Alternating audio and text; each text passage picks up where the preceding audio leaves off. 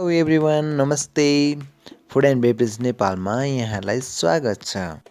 आज फेरि म यहाँहरूमाझ बफ फ्राई राइस बनाउने विधिलाई लिएर आएको छु। हेरेर साथ दिनुहुन्छ भन्ने मैले पूर्ण आशा लिएको छु।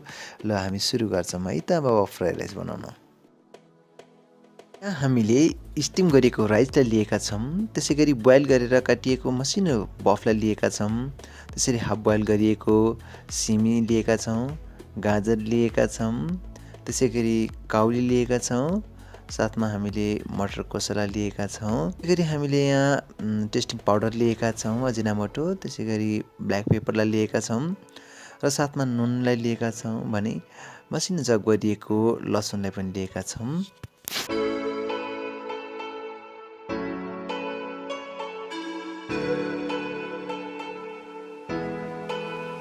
अब हामी यहाँ फ्राई प्यानमा तेल राखेर यो बफलाई पहिले डिप फ्राई गर्न गइरहेका छौँ।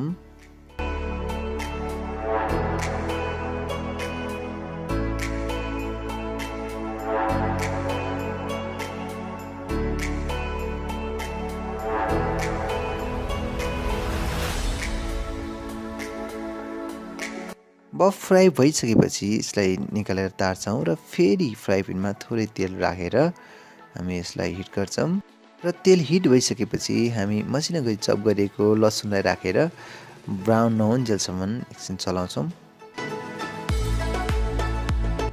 लसुन ब्राउन भइसकेपछि अब हामी यहाँ मसिनो गरी काटिएको गाजर, काउली, त्यसै गरी सिमी र मटर मसला राखिदिन्छौँ।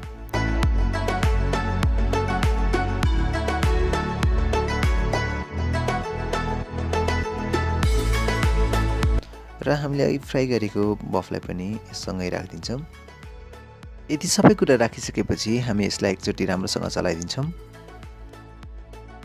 र अब हामी यहाँ आफ्नो आवश्यकता अनुसार राइस राख्न गइरहेका छौँ। तपाईँहरूले पनि आफ्नो आवश्यकता अनुसार राख्न सक्नुहुन्छ। राइसलाई राखेर फेरि एकचोटि हामी राम्रोसँग चलाइदिन्छौँ।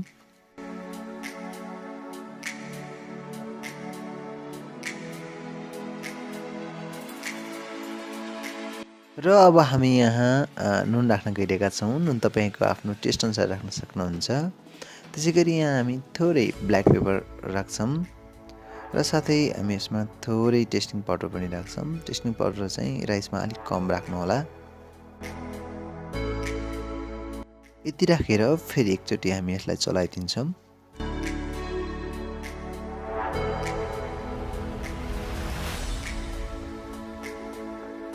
अब यहाँ हामी थोरै बटर राख्छौँ र बटर राखेर एकचोटि राम्रोसँग चलाउँछौँ र यसलाई 1-2 मिनटसम्म चाहिँ अलिक ग्यासलाई ठुलो बनाएर चलाइसकेपछि फ्राई राइस पूर्ण रूपमा तयार हुन्छ।